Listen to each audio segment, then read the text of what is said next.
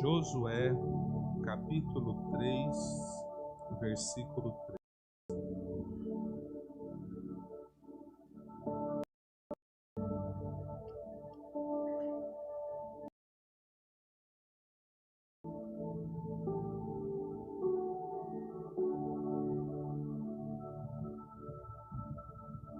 Os irmãos encontraram?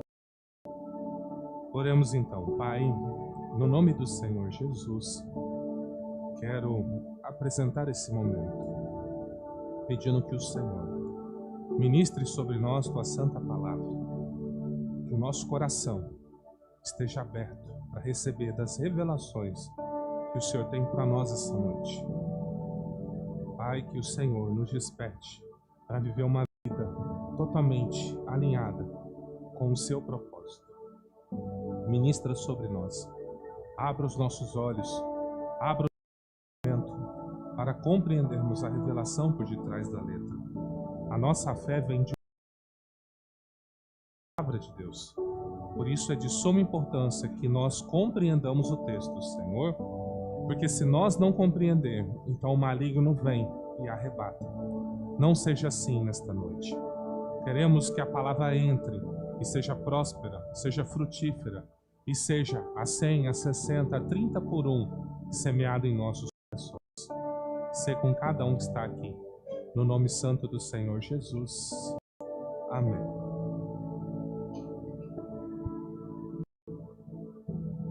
Diz assim a palavra do Senhor.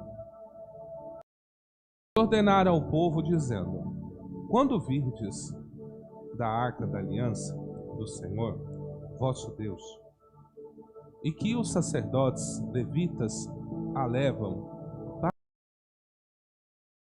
o vosso lugar e a seguireis.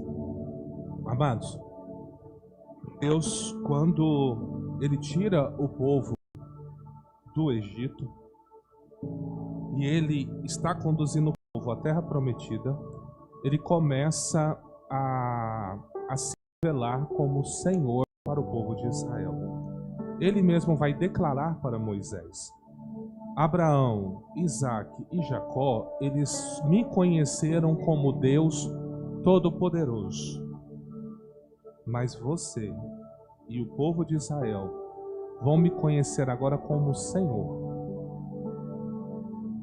Então veja, tanto Abraão quanto Isaque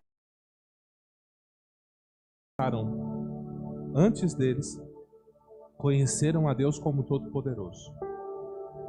Por exemplo, um Deus que dá filho a um homem de 100 anos e faz uma mulher que dá grandes livramentos.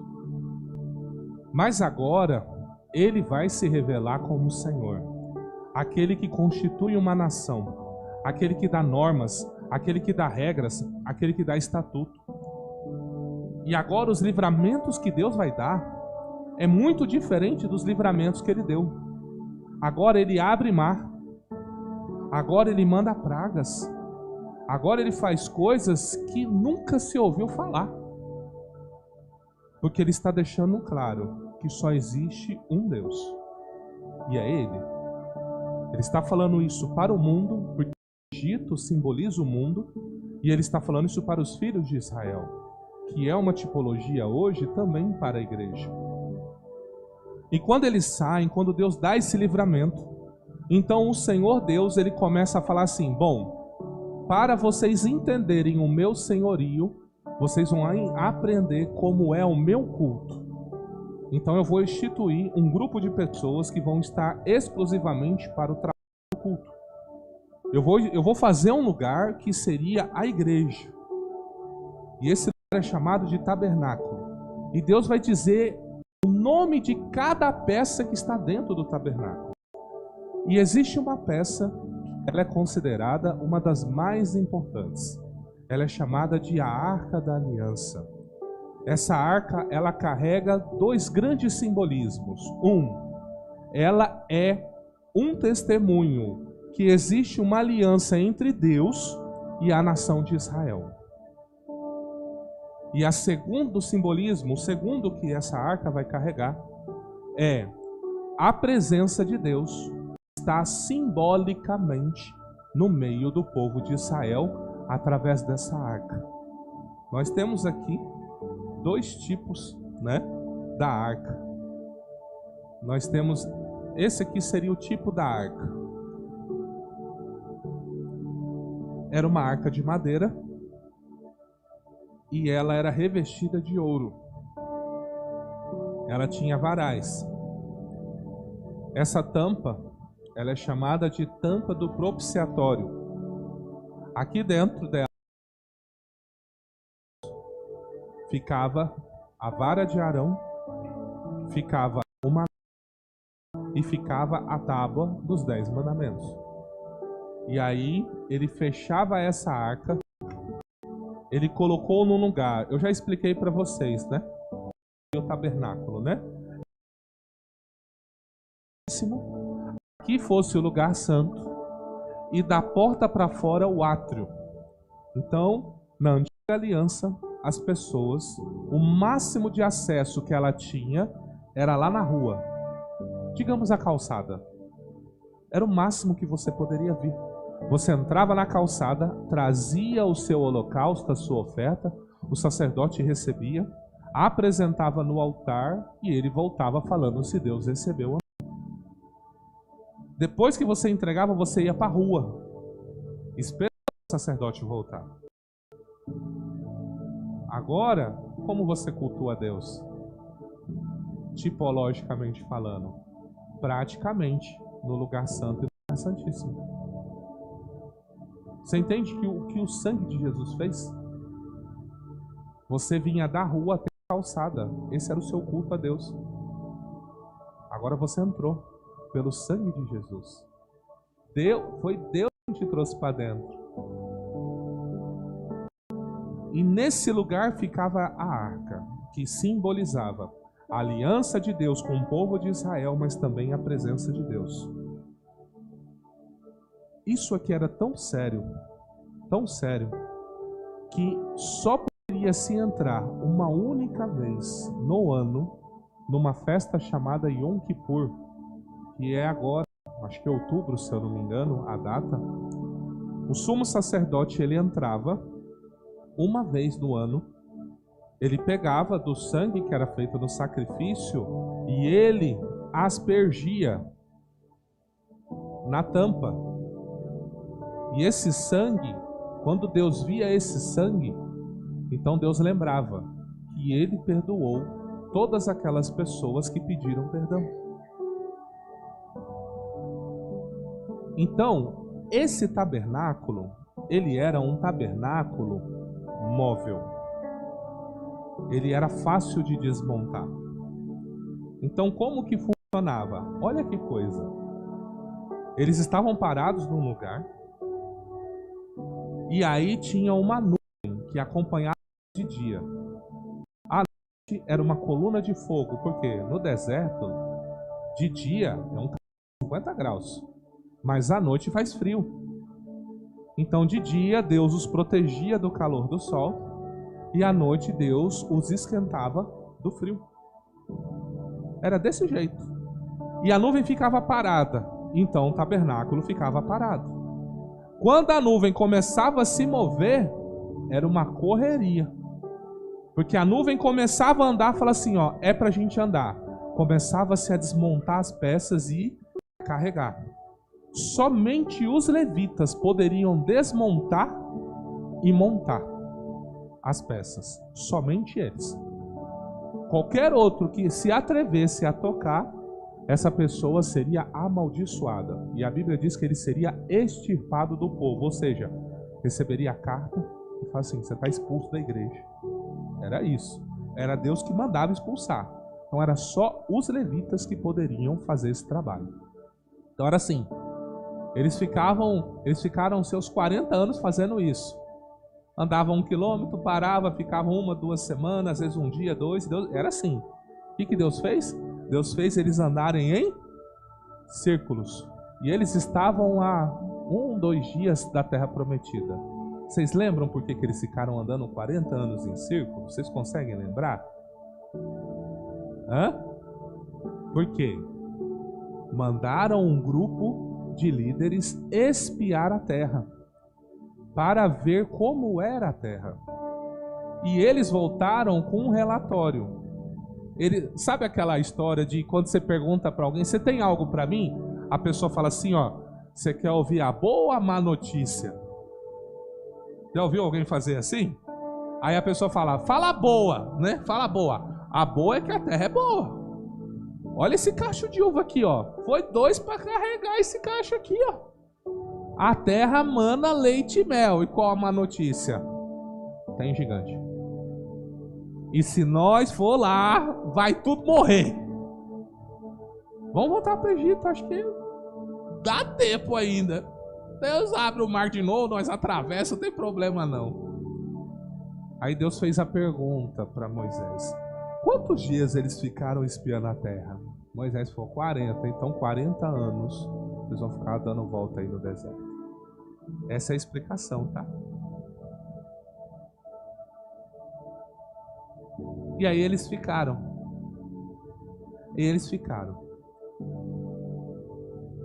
E agora, imagine você. Imagine os seus olhos terem visto tantas coisas Deus fazer. Deus mandar rã, Deus mandar piolho, Deus mandar umas trevas, né? Imagina uma escuridão que você consegue tocar ela. A Bíblia diz que eram densas trevas. Você conseguia tocar nas trevas. Imagina que coisa, né? A Bíblia diz que isso não afetou o povo de Israel, só os egípcios. Então, ou seja, para os egípcios estava escuro, para o povo de Israel tinha luz. Como? Eles usavam uma lamparina, né? um artefato de barro que tinha o óleo e um paviozinho. Então, e lá tinha. Os egípcios podiam acender o que fosse, não adiantava. Mas do povo de Israel, Deus foi guardando tudo. Porque Deus estava dando um recado para os egípcios: eu guardo o meu povo. Eu estou falando para vocês deixarem ele sair. Vocês não querem? Então essas são as consequências. E agora? Passou-se Moisés, né? E agora surge Samuel. Samuel vai levantar Saul como rei. E aí Saul é reprovado. E mesmo Saul sendo rei, Deus vai lá e levanta Davi. E aí Davi assume o reinado. O que aconteceu? Os filisteus haviam tomado a arca. Porque quando ainda tinha o sumo sacerdote ali, o que o povo costumava fazer quando tinha uma guerra? Eles pegavam a arca da aliança e iam levar lá para a guerra, para dizer para os adversários: Deus está conosco. Mas quem foi carregar a arca? Os filhos de Eli.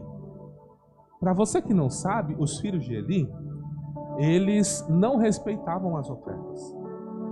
Eles pegavam mulheres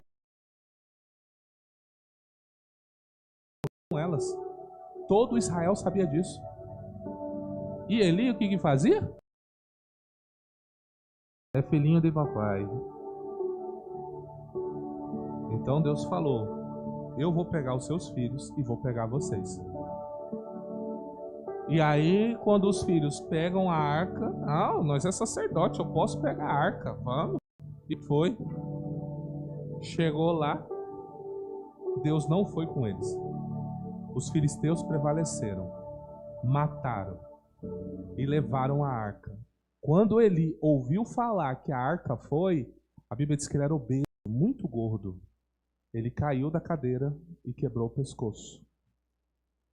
Aí tem uma célebre frase, não sei se você já leu isso na Bíblia, que nasceu um dos filhos, né, um dos netos de Eli, e a nora de Eli, deu o nome de Icabode. Foi-se a glória de Deus, porque levaram a arca. Agora Davi assume. Quem é Davi? Davi é matador de gigante. Davi é matador de filisteu.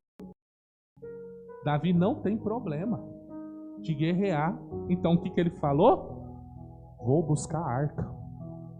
Vou trazer a arca de volta, porque agora, ó, tô aqui. Se eu guerreei por Saul, se eu guerreei, não vou guerrear pelo Senhor? A arca de Deus tem que estar aqui em Jerusalém. E ele foi buscar. Mas qual o problema? Dizem que de boa intenção. Você pode completar a frase? É bom a gente falar de do mundo, né? Que todo mundo sabe, né?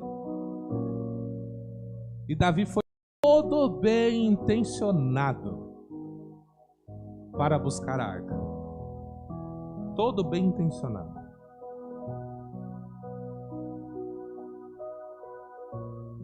Abre comigo em 1 Crônicas, capítulo 13, versículo 6.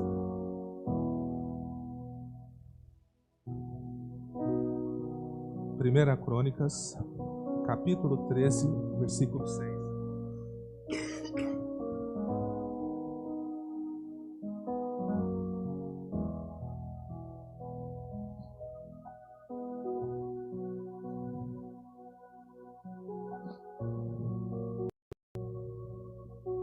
Diz assim: Então Davi, com todo Israel, subiu a Baalá de Kiriat Jearim, que está em Judá, para fazer dali subir a arca sobre o qual é invocado o seu nome. E levaram a arca de Deus da casa de Abinadab sobre um carro novo, e Uzá e Aiô guiavam o carro. Davi e todo Israel alegraram-se perante Deus com todas as suas forças, com cânticos, com harpas, com saltérios, com tamborins, com símbolos, com trombetas. Que culto que estava sendo esse, né? Que festa Davi estava fazendo, né? Estendeu Uzá a mão para segurar a arca, porque os bois tropeçavam, e então se acendeu a ira do Senhor contra Uzá e o feriu por ter estendido a sua mão à arca, e morreu ali perante Deus. Olha a situação. Davi preparou uma baita de uma comitiva, uma baita festa, chamou os cantores, chamou todo mundo. Imagina, se eu fosse trazer para o dia de hoje, tinha Gabriela Rocha, tinha Fernandinho, tinha, né, o Morada, tava todo mundo, gente. Todo mundo celebrando, cantando com violão, os cânticos pentecostais, tudo que você imaginar, tava tendo. Mas aí, eles estavam carregando num carro de boi. E esse carro de boi bateu numa pedra, a arca pendeu, começou a cair. Uzá vendo, ele foi lá e tem que segurar a arca de Deus. Na hora que ele colocou a mão, Deus foi lá e matou ele.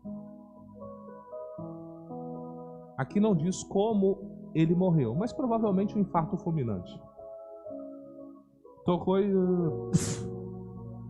Aí você imagina, todo mundo parou de louvar. Davi olhou para os sacerdotes, olhou. Você imagina a cena. Davi falando, e agora? O sacerdote falou, eu não chego nem perto. E aí Fernandinho falou, eu? Se ele que é o levita lá, aconteceu aquilo com ele, imagina eu. A Bíblia vai dizer que Davi ficou com muito medo e falou assim, vamos parar por aqui. Vamos ver o que a gente vai fazer. Com quem pode ficar a arca? A Bíblia diz que ficou na casa de Obed-Edom por 3 meses. A Bíblia diz que na casa de Obed-Edom houve uma prosperidade sobrenatural. Levaram isso correndo para Davi. Ó, desde que a arca está na casa de Obed-Edom, o homem prospera. Então Davi pensou, a ira de Deus passou. Dá para ir buscar a arca. Mas agora Davi resolveu estudar a Bíblia. Porque ele foi lá, comprou um carro zero, falou, não, a arca vai no carro, vai ser o carro top. Qual que é o carro top? Ah, Hilux? Vai numa Hilux. Só estou conjecturando, tá? Para vocês entenderem como que foi. Aí agora Davi virou e falou assim: o que será que a Bíblia fala sobre como que se traz a arca? E agora nós vamos lá para Crônicas, capítulo 15, versículo 2.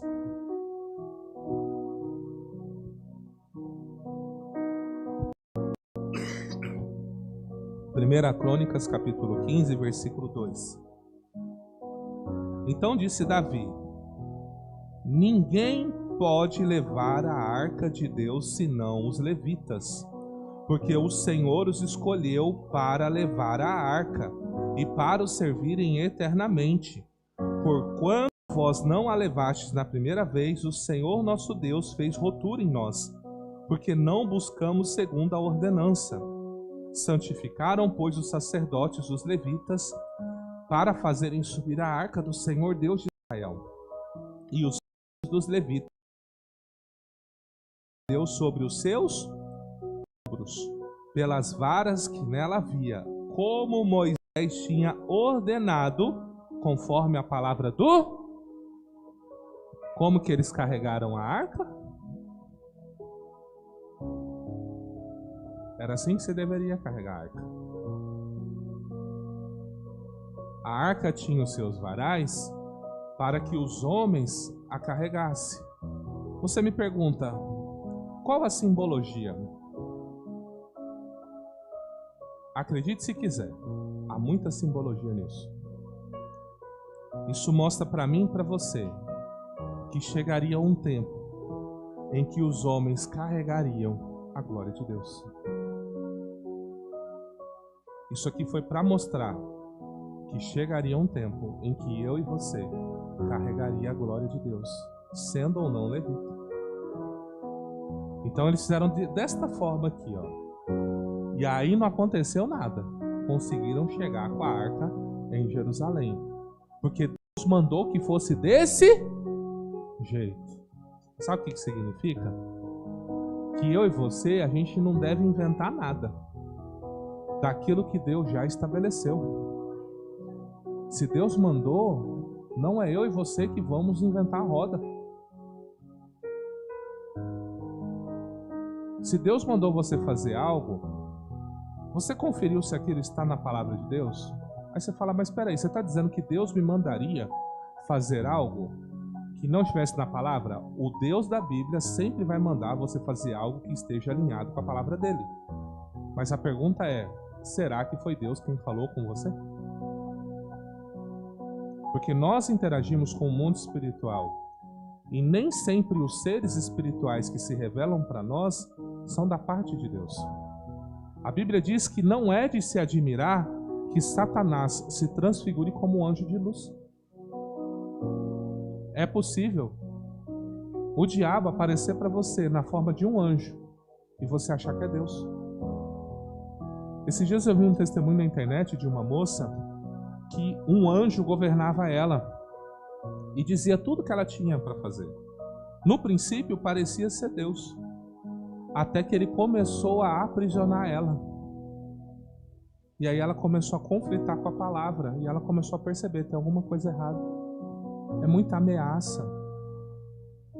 Não está batendo com Deus da Bíblia. E aí ela entendeu. Depois de anos, achando que estava servindo a Deus, que ela estava servindo um demônio na igreja. Quantas pessoas será que ela entregou alguma coisa e foi o diabo que usou a boca dela para entregar? E ela acreditando que era Deus. Por isso, nós temos que saber. Moisés, quando Deus o comissionou para falar, vai no povo e diz que eu tô te enviando, ele falou assim, tá bom.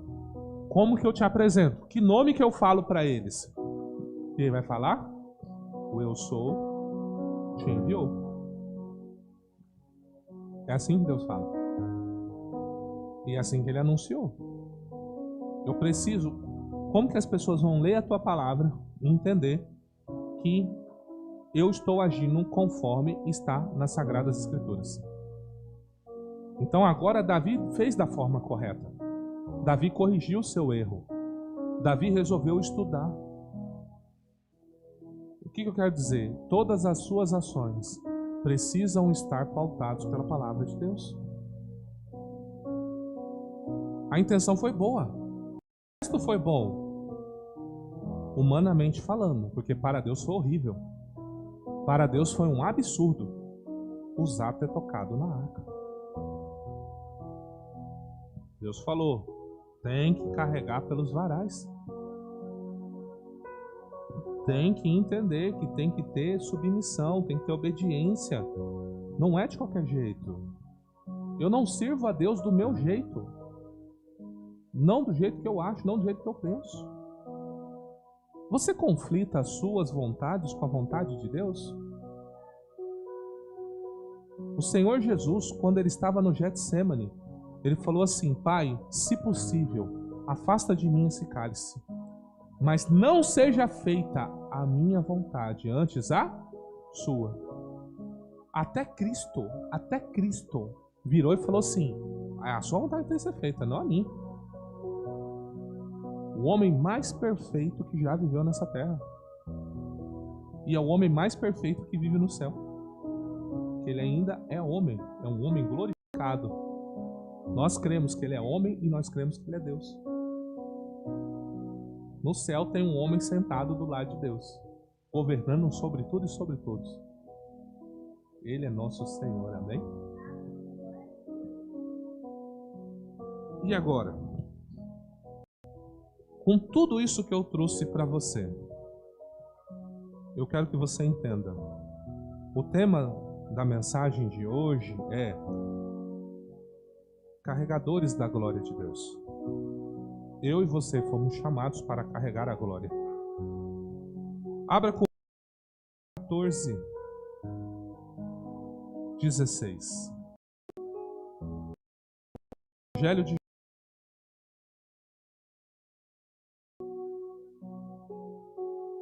Vamos falar da vida de Deus em nós, que é um tipo da arca e um tipo dos levitas. Eu rogarei ao Pai, e Ele vos dará outro Consolador, para que fique convosco para sempre, o Espírito de verdade, que o mundo não pode receber, porque não o vê nem o conhece. Mas vós o conheceis, porque habita convosco e estará em vós. Não vos deixarei órfãos, voltarei para vós. Indo um pouco e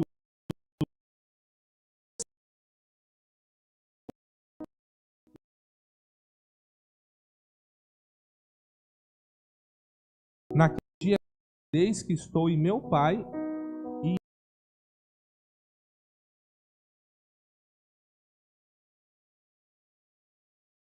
esse é o que me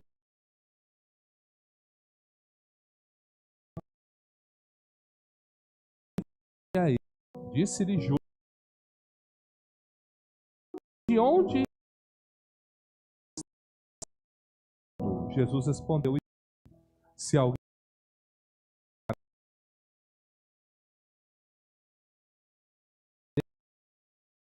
faremos, não entenda. Talvez a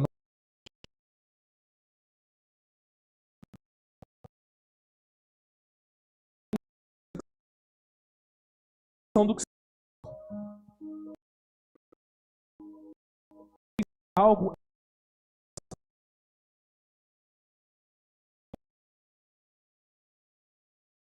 é isso.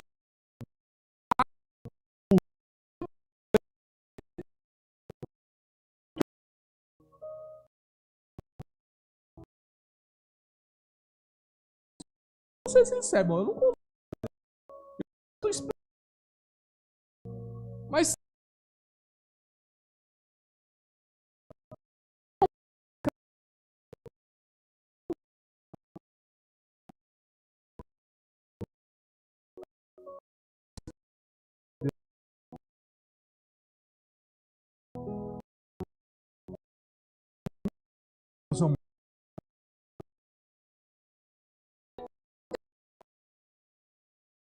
é o ser mais extraordinário que tem, o Criador de todas as coisas.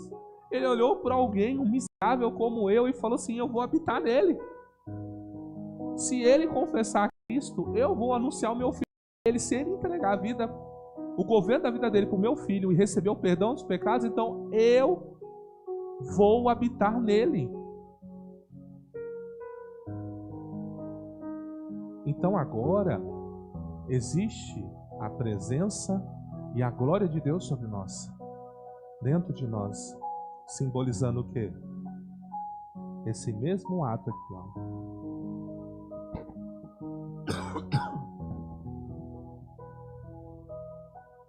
Hoje nós somos assim. Aonde eu e você vamos, no mercado, no vizinho, na igreja, nas comunhões de família, nos casamentos, nas festas de 15 anos, nas praias, nos resorts, aonde nós vamos, nós somos como esses levitas. Isso aqui é contínuo. Não existe um momento que um crente em Jesus não carregue a glória e a presença de Deus. Para você talvez tenha 1 ou 2 segundos que Deus não está com você, mas para Deus, uma vez que vocês dois têm aliança, isso é para sempre. Você entende o quão é importante a sua consciência? Que aonde você vai, você carrega a presença e a glória de Deus? E agora, eu vou ter que voltar nos exemplos de Davi e de Uzá.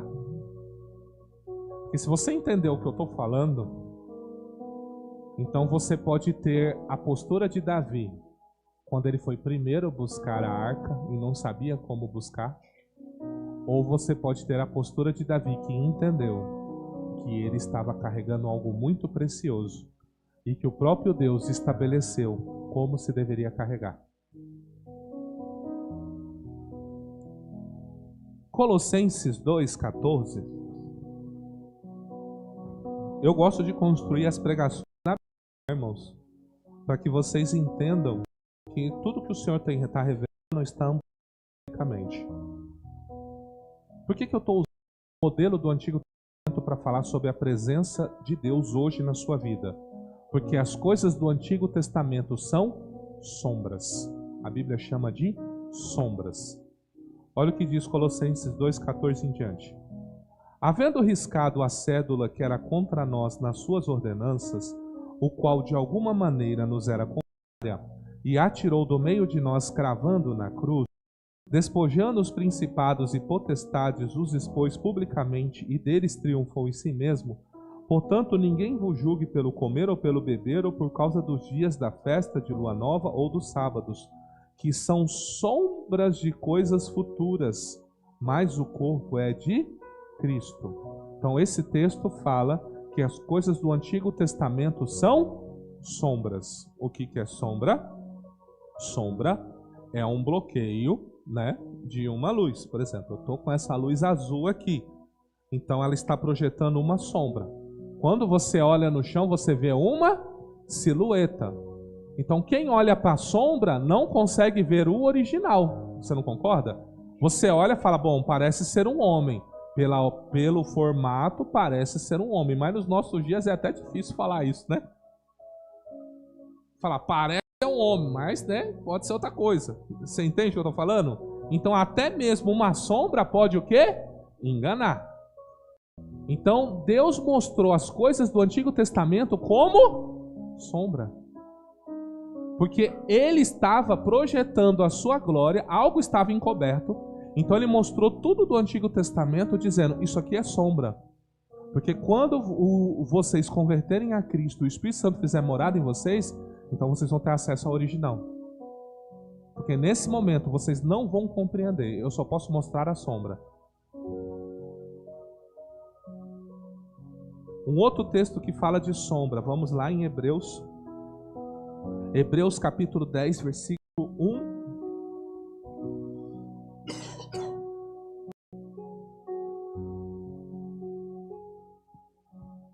Hebreus capítulo 10, versículo 1. Porque tendo a lei a sombra dos bens futuros, e não a imagem exata das coisas, nunca pelos mesmos sacrifícios que continuamente se oferecem cada ano, pode aperfeiçoar o que a eles se chegam. O que ele está dizendo? Tendo a lei à sombra dos bens futuros. Então ele está dizendo a mesma coisa. Em Colossenses ele está dizendo que as coisas do Antigo Testamento é sombra. Aqui ele está dizendo o quê? As coisas do Antigo Testamento é sombra. Então quando eu olho para o Antigo Testamento, eu vejo como sombra. Quando eu olho para o Novo Testamento, eu vejo como realidade. Agora eu vejo a imagem. Deus, o objetivo de Deus era revelar a Cristo. Então eu via como sombra. Hoje eu vejo como realidade. Então veja. Eu trouxe o exemplo da arca para conscientizar você que você tem uma missão. Você tem uma aliança com Deus. Você é filho, você é filha de Deus. Você não pode andar de qualquer jeito. Eu não estou falando de roupa, gente. Embora você tenha que saber se vestir. Eu estou falando de algo muito mais. A maneira como você se porta. Como você se porta na sua casa. Como você se porta no seu relacionamento. Como você se porta na sua empresa. Como você se importa lá no seu trabalho. Quando você está no meio da sua família. Como você se porta.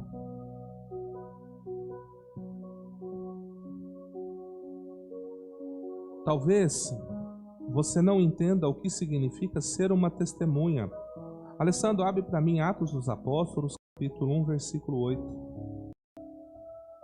Atos dos Apóstolos, capítulo 1, versículo 8. Mas recebereis o poder do Espírito Santo, que há de vir sobre vós, e ser-me-eis testemunhas. Guarde essa palavra. Ser-me-eis testemunhas, tanto em Jerusalém como em toda a Samaria até aos confins da terra. Você é uma testemunha de Jesus. Por isso que você é um carregador. O que significa ser testemunho? Testemunho é eu guardar algo, a verdade, e estar disposto a morrer por ela. Você está disposto a morrer pela sua fé? O que você está disposto a sacrificar pela sua fé? Trabalho, amigos, família? O que você está disposto a sacrificar pelo Senhor Jesus? A família é importante. É a base da sociedade. Mas, biblicamente falando, se a sua família for oposição à sua fé, a Bíblia manda você se apartar da sua família.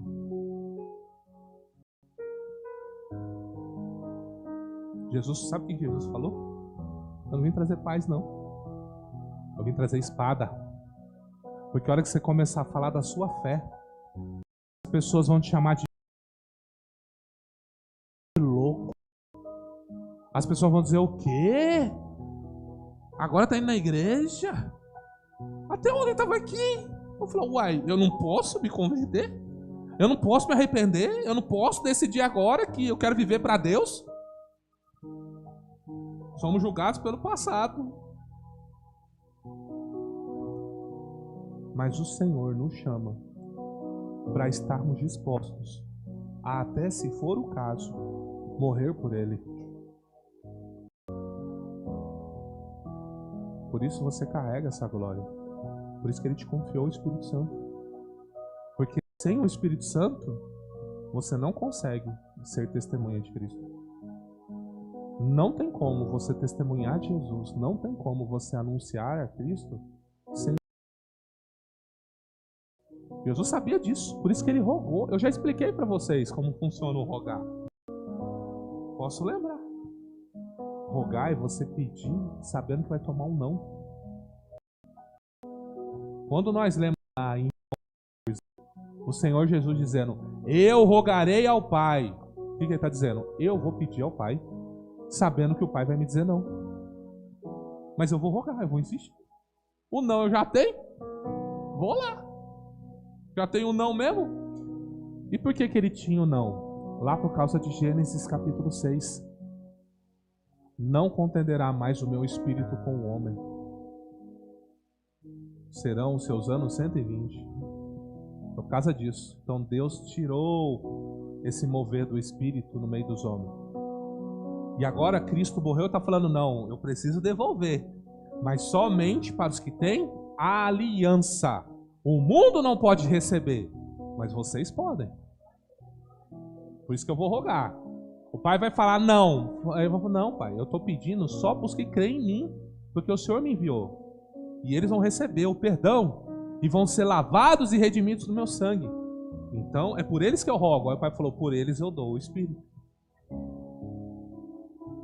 E eles serão como os levitas, que carregarão a minha glória, não mais em cima, mas agora dentro.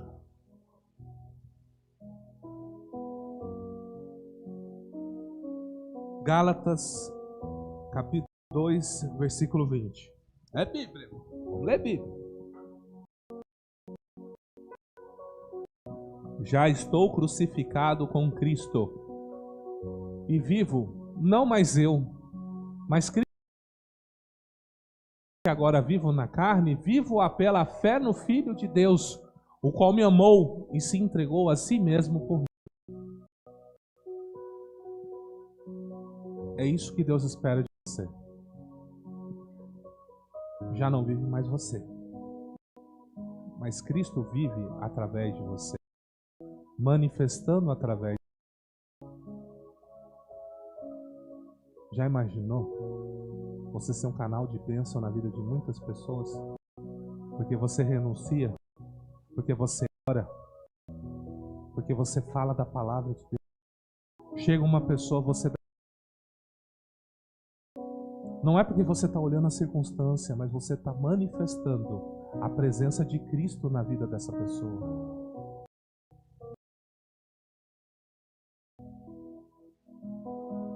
Então, há uma responsabilidade. Você concorda comigo? Nós temos uma responsabilidade, não temos? Abre aí para mim Romanos capítulo 2, versículo 24. Romanos capítulo 2, versículo 24. Como está escrito, o nome de Deus é blasfemado entre os gentios por causa de vós. Sabe o que significa isso? Tem pessoas que blasfemam a Deus por nossa causa.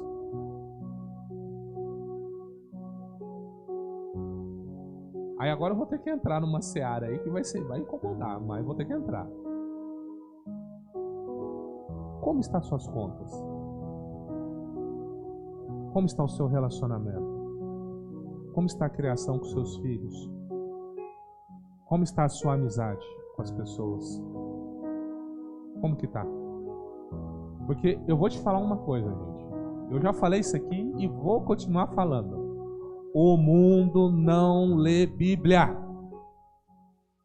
mas o mundo lê você. Bíblia. E aí,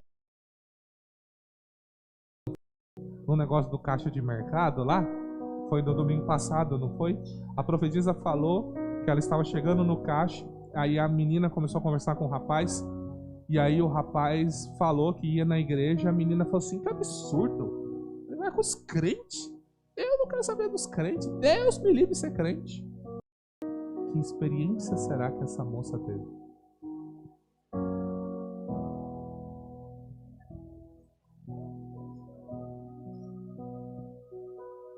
Uma experiência familiar. Já imaginou? Aí a gente quer convidar pessoas para vir para a igreja. Aí a pessoa me observa. Ela vê o pé com meu marido. Ela vê eu xingando o vizinho. Ela vê que quando eu tô na rua, sai tropeçando. Não olha pro show de jeito nenhum. Eu sou do tipo assim.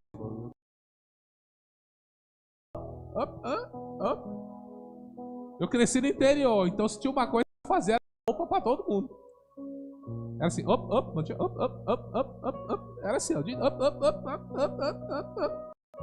Nem conhecia a pessoa, mas conhecia meus pais. Você é filho do Maurício, fazia, e era assim.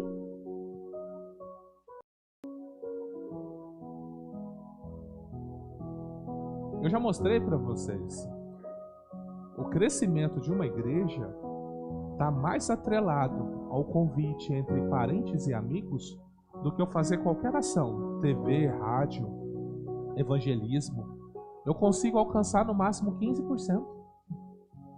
Mas chega a 80% quando nós convidamos amigos e parentes. É só perguntar aqui. Quantos aqui vieram para a igreja porque um amigo ou um parente convidou? A grande maioria. Um ou outro falou, eu vi na TV. Eu passei na porta, vi ali escrito igreja, resolvi entrar. É 1, 2, gente. A maioria foi, eu fui porque alguém me convidou. Um colega meu falou assim, vamos ali no culto de jovem. Eu falei, vamos. Na época, a minha intenção era maligna, tá? Eu confesso. Essa é a minha oportunidade. Não tá dando certo aqui, quem sabe na igreja, né? Cheguei lá, olhei assim, falei, interessante isso aqui. Aí o pessoal, tem culto domingo. Eu falei, vou nesse culto de domingo, né? Quando eu fui no culto domingo, não tinha brincadeira, não tinha nada. Era só louvor, palavra. Eu olhei assim, falei, Deus, é isso que eu quero. Já tinha esquecido das menininhas. Eu falei, é isso. Eu não sabia que existia isso. E eu sempre fui uma pessoa que procurei Deus em várias religiões. Já fui em católica, já fui em... Qual é o nome daquela do Ricardo? Na messiânica, já fui em mesa branca, já fui nesses troços aí, entendeu? E tal, né? Na época, né, que a gente servia as trevas, eu gostava de conversar com os demônios. Eu falava que era espírito de luz, né? Eu gostava de conversar, mal sabia eles que uns 10 anos depois eu ia estar lá assim, sai, tá queimado, tá repreendido. Nem sabia. Brincava comigo sem saber que nós ia dar umas espadadas nele daqui uns anos, né? E o Senhor faz isso com nós. Nos tira da ignorância, nos leva para a luz e nos usa como instrumento de glória e louvor na mão dele. Amém? Então entenda. Alguém me chamou. Eu só fui porque era alguém de confiança minha. Mas essa pessoa, ele seguiu o caminho dele, eu segui o meu. Então, essa pessoa que eu poderia chamar de pai na fé, ele seguiu a vida dele. Continuei na igreja, mas do jeito dele. Eu mergulhei. Porque eu entendi que Deus tinha um chamado para mim. Então eu mergulhei. Mas eu também passei por os momentos de esconderijo, onde Deus me escondeu para me treinar. Onde Deus precisou tratar em mim questões pessoais de pecado, que eu já também confessei para vocês. A grande pergunta que eu faço para você é: quem é você na ordem do dia? Você é o Davi que coloca a arca em carro de bois e vai levando, torcendo para não acontecer nada de errado no caminho? Ou seja, você é uma pessoa que vem para a igreja, você vem para Cristo e vive do seu jeito, da sua maneira, faz o que você acha e tá dando certo até agora, né? Porque eles estavam cantando, não tava? Tava celebrando, tava todo mundo falando: ô glória, o culto hoje tá brasa pura. Até que alguém morreu. Aí não teve o que fazer. Eu fico imaginando como que foi no culto da igreja primitiva, quando veio Ananias mentindo sobre a oferta, e logo em seguida veio a Safira mentindo também sobre a oferta, e Deus recolheu os dois. Você imagina num culto você sepultar pessoas porque mentiram para Deus na hora da oferta?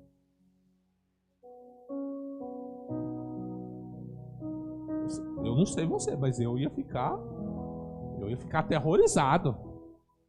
Eu ia estar preparando a oferta, falou assim: ó, não tem o Ananias ali, ó, Deus acabou de matar ele ali na frente do altar porque ele ofertou errado. Eu ia pegar a oferta, devolver pro bolso, falar: vou orar mais um pouco para saber se é isso que Deus quer. Vai que eu sou o próximo, não quero ser o próximo. Não é assim? A Bíblia diz que a morte dos dois gerou temor na igreja. Então nós somos como Davi. Nós carregamos essa presença. Nós carregamos essa glória. A pergunta que eu faço para você é: quem tem sido você? Como você tem se portado diante de Deus? Eu não estou falando quem tem sido você diante da IBCC, lá na Vida Plena, lá é Vida Plena, né? Lá na Vida Plena. Não estou perguntando qual é a sua postura na igreja, eu estou perguntando qual é a sua postura diante de Deus, diante de tudo. Porque Deus não é só na igreja, gente. Eu acho que você já deve ter percebido isso. Deus é na sua casa, Deus é no seu trabalho. Quando você está indo no mercado, nem que seja para comprar um pãozinho lá, Deus é com você lá. E aí chega alguém e fala uma bobagem para você, e aí tu ri dessa bobagem. Aí na hora que tu ri, tu sai, de repente vem uma tristeza no seu coração.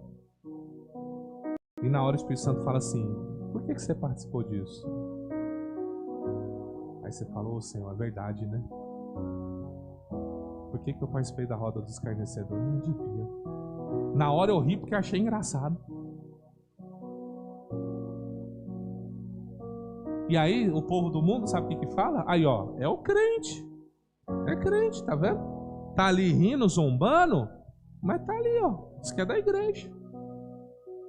O mundo tem uma expectativa sobre nós. Não que a gente deve preencher essa expectativa, mas nós devemos ter uma vida que não blasfeme o nome do Senhor. Porque nós carregamos essa presença aonde quer que nós vamos. Efésios capítulo 5, versículo 8. Efésios capítulo 5, versículo 8 em diante. Porque no outro tempo erais trevas, mas agora sois luz no Senhor. Andai como filhos da luz, porque o fruto do Espírito está em toda a bondade, justiça e verdade, agradável ao Senhor. Não comuniqueis com as obras infrutuosas das trevas, mas antes condenai-as, porque o que eles fazem em oculto, até dizê-lo é torpe, mas todas essas coisas se manifestam sendo condenadas pela luz, porque a luz tudo manifesta. Por isso diz: desperta tu que dormes, e levanta-te dentre os mortos, e Cristo te esclarecerá. Portanto, vede prudentemente como andais, não como nécios, mas como sábios. Volta um versículo para mim. Por isso diz: desperta tu que dormes, e levanta-te dentre os mortos, e Cristo te esclarecerá. Sabe, nós temos um desafio de entender que a gente tem primeiro uma aliança com o Pai. Nós temos uma aliança com Deus. E agora essa aliança vai ser manifestada aonde quer que você andar. Gente, tem lugares que você pisa, que só por você pisar há uma agitação espiritual. Você nunca reparou isso? O ambiente está uma paz. Você chegou, parece que todo mundo endemoniou. Você já reparou isso? Por que é isso? Porque você busca Deus. A presença de Deus vem. Aí você que tem aliança com Deus entra num lugar que ninguém tem aliança com Deus. O que vai acontecer? A luz de Deus vai entrar num lugar de trevas. E aí o que vai começar a acontecer? As pessoas que não têm aliança com Deus, automaticamente elas têm aliança com quem? Com as trevas, ainda que elas não sabem.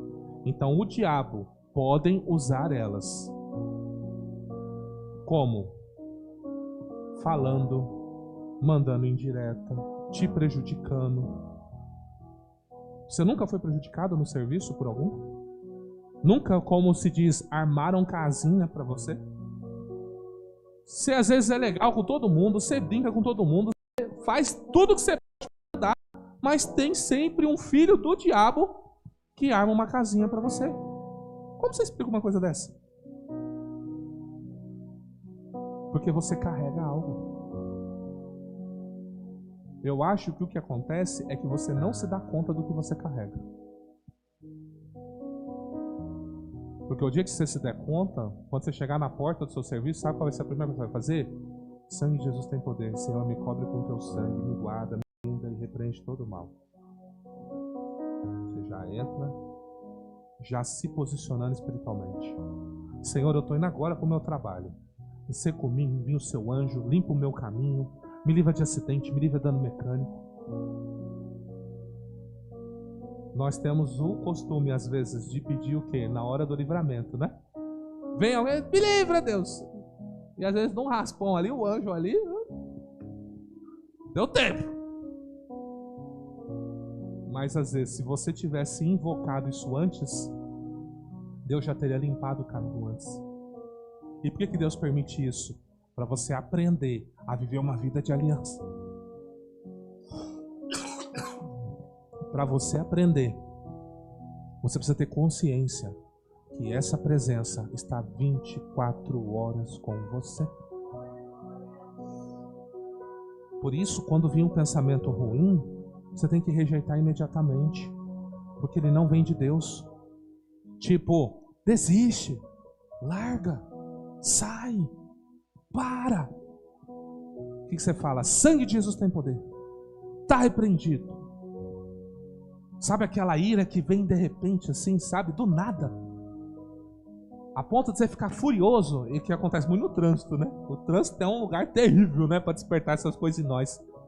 É nessa hora que você tem que falar assim, sangue de Jesus tem poder, eu rejeito isso. Deus mandou eu amar o meu próximo. Por que eu vou odiar ele? Por que eu vou desejar a morte dele? Existe uma guerra. Paulo vai falar sobre isso. No próprio livro de Efésios, quem estava lendo. A nossa luta não é contra principados, potestades. Nós estamos lutando desde os mais altos níveis aos mais baixos níveis. Todos os níveis estão fazendo de tudo para destruir eu e você.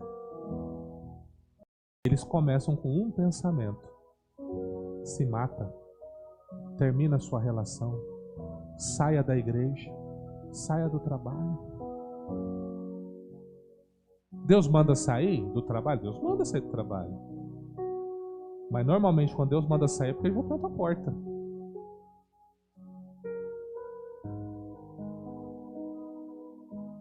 Porque o princípio de Deus é, se não trabalha, não coma. Com Deus é assim. Não quer trabalhar? Não trabalha, mas também você não coma. Não tem problema. Então Deus gosta. Olha um texto que Deus deu para nós. Vai ter com a formiga? Ó, preguiçoso. Então se tem alguém que manda trabalhar é Deus. Então você entende que quem trabalha para a gente desistir? Não é o diabo? Quando você acorda, tipo assim, olha, não adianta viver sua vida. Não tem nada bonito. Não tem as pessoas que estão em quadro bem depressivo, né? Imagina quanto que elas são bombardeadas na mente dela. A vida não vale a pena, não tem nada bonito neste mundo. E tem, gente. Tem tantas coisas bonitas pra gente usufruir. Eu não esqueço uma vez que eu estava com um casal e eles moravam num lugar assim muito bonito, tinha muitas coisas. Eu virei para ele e falei assim, ó, vocês não usufruem disso aqui, né? Ah, não, a gente está aqui porque vocês estão. Sabe o que eu falei para eles? Vocês estão pecando. Porque Deus deu isso aqui para vocês usufruir, vocês não estão usufruindo. Então quando Deus te dá uma família é para você usufruir. Quando Deus te dá um trabalho é para você usufruir. Quando Deus te dá uma comunidade, é para você usufruir, congregar e comunicar com ela. Quando você não faz, você se isola, isso não vem de Deus, gente. Deus falou para Adão, não é bom que o homem viva só. Não se trata só de um relacionamento homem e mulher, nós precisamos de amigos. Nós precisamos de comunhão, nós precisamos de amizade. Nós precisamos de pessoas para, às vezes, virar para mim e falar assim, posso orar por você? E às vezes, quem sabe Deus levantar alguém, ó, esse mês Deus mandou pagar suas contas tudo, né? Às vezes tem que acontecer uns milagres desses, não é? Não é bom quando tem alguém. Há uma tendência de ser o pastor na segunda ou na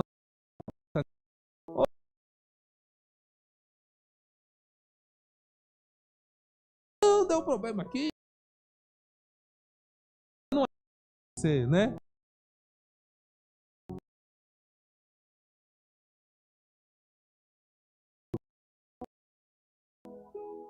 Aí você fala, bom, o pastor é obrigação, mas e quando é um irmão? Que às vezes não tem cargo nem na igreja, né? Tem função nenhuma. Liga pra você, e aí, tá tudo bem? Não te vi. Você tá bem? Tá tudo bem? Não é gostoso isso, gente? Não é gostoso quando você encontra alguém, como você tá? Quanto tempo? Nossa, que saudade de você. Não é? E ainda mais quando alguém fala assim, sonhei com você. Você fala, foi coisa boa? Oh, só besta. Você fala, nossa. Fala assim, eu tava orando nessa madrugada e Deus me deu o seu nome para orar por você. Não é bom isso, gente? Sabe por que a gente faz isso? A gente carrega a glória de Deus. E é Deus que fala, ora por fulano, está tudo bem. Porque a glória de Deus que está em mim se comunica com a glória de Deus que está em você. E às vezes você precisa de um abraço, de um carinho, para essa glória se manifestar. E aí entra o abraço, o carinho. Eu estou aqui para desafiar você a ter consciência dessa presença. E que você precisa ser luz aonde quer que você vá. Sabe, irmão, Deus, ontem aqui na intercessão eu falei algo. Deus aí me mostrou um texto que eu li ele, mas nunca tinha me atentado a ele. Deixa eu até ver se eu acho esse texto aqui. Onde Deus fala que ele ia santificar os filhos de Israel com a sua glória. Aí eu olhei assim aquele texto, sobressaltou, eu falei, como assim? Eu sei que a palavra santifica, eu sei que o sangue santifica, né? Mas eu não tinha consciência que a glória santificava. E aí eu falei, nossa. E aquilo queimou no meu coração. Entenda, eu devo ter passado por esse texto umas 20, 30 vezes nesses últimos 25 anos que eu sirvo o Senhor. Mas foi essa semana que Deus quis falar isso comigo. A minha glória santifica. Então, se eu sou um carregador da glória, eu sou santificado o tempo todo. Eu sou perdoado o tempo todo. Eu sou limpo o tempo todo. Já não há mais condenação para quem está em Cristo. Mentiu, roubou, furtou, adulterou, gente. Quem está em Cristo, nova criatura é. As coisas velhas se passaram, tudo se fez novo. Eu não posso deixar Satanás usar o meu passado para me condenar, ainda que seja na boca de pessoas. Deus tem vida nova para mim e para você.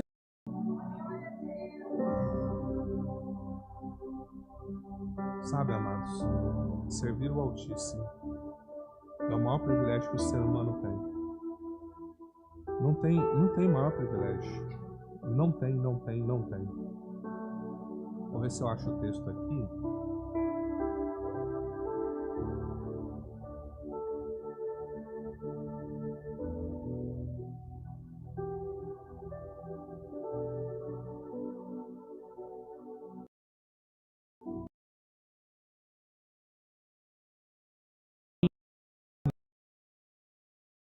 Do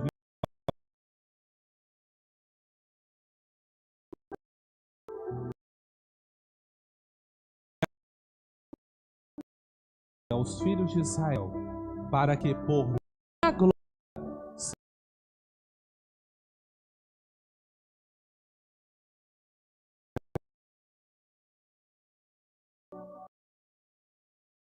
diz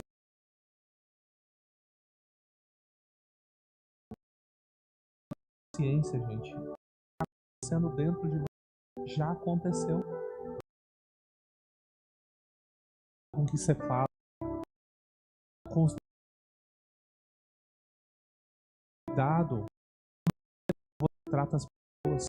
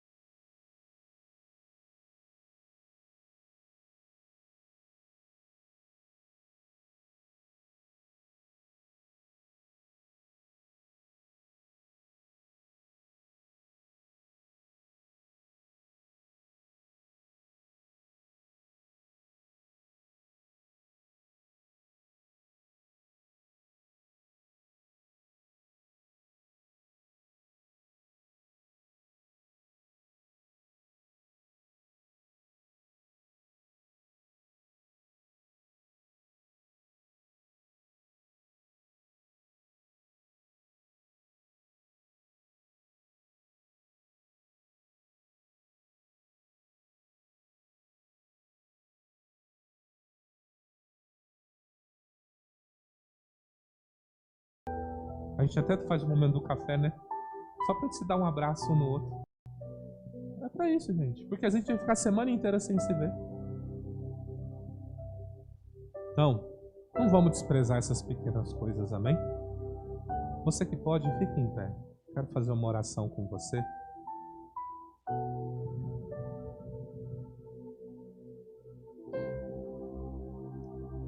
Eu não sei como você tem se portado até agora. Se você tem sido como Davi, quando Uzá tocou a arca, ou se você tem sido como Davi, que agora viu da palavra de Deus como se presta o verdadeiro culto a Deus, como se serve a Deus. Eu oro para que você seja o segundo Davi, que você olhe como você tem se portado, como você tem se portado na igreja, como você tem se portado na sua casa, como você tem se portado no seu trabalho, porque vocês são carregadores da glória de Deus. Feche os seus olhos. Pai, aleluia, glória ao teu nome, Senhor. Apresentamos a nossa vida diante do Senhor. Nos perdoe, Pai, se temos sido como Uzá, que não conhecendo a tua palavra, buscando ter uma boa atitude para proteger a arca, acabou tocando nela, e por isso ele veio a óbito, Senhor, porque ele não sabia que não podia tocar, porque ele não quis, não podia tocar. Mas nos ensina, como Davi aprendeu com esse caso, que a arca tem um jeito de carregar. Assim a sua presença, a sua glória, ela tem um jeito, Pai, de andar. A gente não pode te servir de qualquer jeito, de qualquer maneira, Senhor. Nós precisamos viver uma vida que te honra e te agrada. Por isso, tira de nós tudo que lhe desagrada, Senhor. Tira de nós toda a maledicência da nossa vida, maus pensamentos. Tira de nós toda atitude ou todo costume, Senhor, que faz com que o seu nome seja blasfemado. Senhor, gere em nós a consciência da glória e da presença, para que a gente viva a santificação todos os dias da nossa vida. Nos perdoa, Senhor, nesta noite, e que o sangue de Jesus nos purifique de toda injustiça. Pai, visita seus filhos e filhas nesta noite. Derrama a tua paz, a tua graça que excede o conhecimento e o entendimento, e que eles vivam um tempo de paz e de glória, Senhor. Pai, aonde quer que eles pisarem, que eles tenham a consciência e manifestem a glória e a presença do Senhor. Nos seus lares, na igreja, nos trabalhos, nos empreendimentos, aonde quer que eles forem, que eles vejam a tua glória sendo manifestada na vida deles e através deles, Senhor. Ó Pai, nós te amamos, nós te louvamos, nós te adoramos. Tu és o nosso Deus. Obrigado, Pai. Abençoa e guarda os seus filhos. É o que eu te peço, te louvo, te bendigo e te agradeço. Em nome do Senhor Jesus.